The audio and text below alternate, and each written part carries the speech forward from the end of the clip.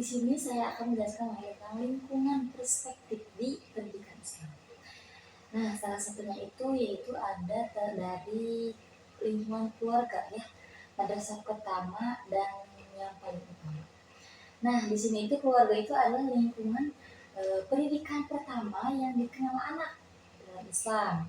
Keluarga itu memiliki kepribadian dan akhlak anak. Nah, penjelasan secara rincinya itu yaitu jadi gini, teladannya orang tua, anak belajar dari perilaku akhlak dari kedua orang tuanya. Nah, Rasulullah juga pernah bersabda, yaitu tidak ada tidak ada pemberian yang lebih utama dari orang tua kepada anaknya selain pendidikan akhlak yang baik. Itu hadis Tirmizi. Nah, pembiasaan ibadah sejak dini yaitu orang tua memperkenalkan sholat, memperkenalkan baca Al-Quran, dan memperkenalkan adab-adab dalam kesehariannya. Nah, selanjutnya ada lingkungan emosional yang positif ya, seperti kasih sayang dasar dan perkembangan psikologi anak. Gitu. Contohnya seperti membiasakan anak membaca doa sebelum tidur atau sebelum beraktivitas gitu, memberikan pemahaman tentang kejujuran dan tanggung jawab dan ya sifat-sifat yang lainnya.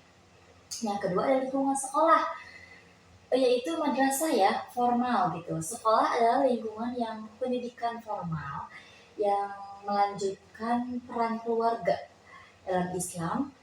Sekolah itu diharapkan tidak hanya mengajarkan ilmu duniawi, tetapi juga menanamkan nilai-nilai yang spiritual gitu.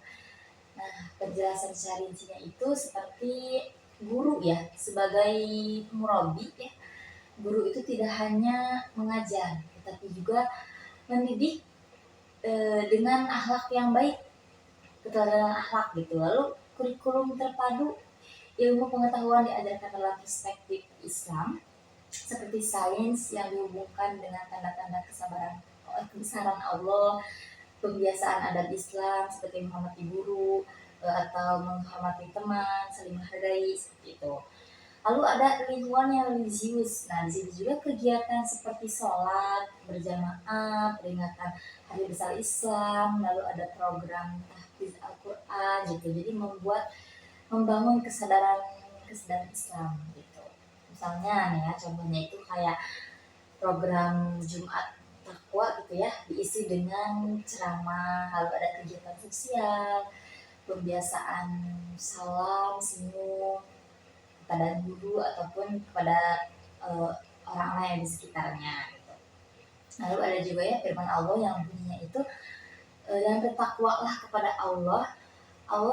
Allah mengajarkan kamu dan Allah Maha mengetahui segala sesuatu. Di situ ada di surat Al-Baqarah ayat 282 ya. Nah, lalu selanjutnya juga ada lingkungan masyarakat, madrasah sosial lah ya, bisa disebut dengan madrasah sosial.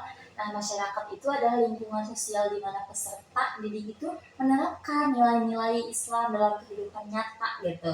Interaksi sosial mengajarkan tanggung jawab, toleransi, dan kepedulian. Seperti apa ya? Gini penjelasannya itu kayak praktek sosial Islam.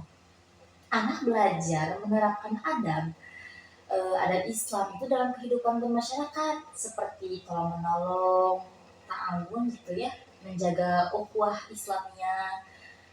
Lalu peran tokoh masyarakat seperti ulama, tokoh agama, komunitas Islam yang memberikan pengaruh baik dalam memperkuat nilai-nilai Islam.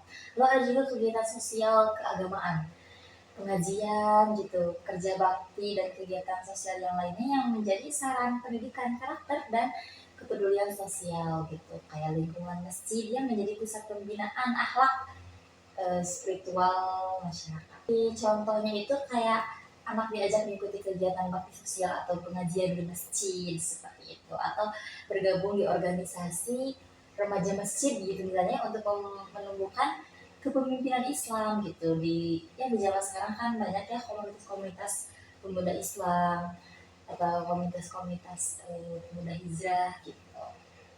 Nah, yang keempat ya, keempat itu ada lingkungan spiritual ya. Lingkungan spiritual itu lebih ke hubungan dengan Allah ya. Ya, lingkungan spiritual itu merupakan dimensi yang tidak kasat mata tetapi sangat penting dalam pendidikan Islam gitu. Hubungan dengan Allah itu menjadi inti dari semua aktivitas pendidikan gitu. Jadi penjelasan lebih rincinya itu seperti meningkatkan keimanan, ketakwaan gitu. Lingkungan yang mendukung untuk beraktivitas ibadah gitu, memperkuat keimanan gitu. Kayak pembiasaan ibadah, ya kayak sholat, membaca Al-Quran, lalu ada zikir, em, menjadi bagian yang tidak terpisah dari aktivitasnya gitu. Lalu ada penyadaran kehadiran Allah gitu, kesadaran. Nah, anak itu diajarkan bahwa Allah itu selalu mengawasi perbuatan kita gitu, walaupun ya kita tidak bisa melihatnya gitu. Ihsan lah ya, disebutnya ihsan. Lalu ada pembentukan akhlak eh, Qurani gitu, akhlak yang dibentuk sesuai dengan tuntutan Al-Quran gitu. Seperti contohnya itu kayak di lingkungan rumah dan sekolah yang membiasakan sholat berjamaah, mengajak anak bertadabbur alam gitu untuk memahami kebesaran Allah gitu. Ya kayak yang menciptakan semuanya gitu, yang menciptakan alam gitu.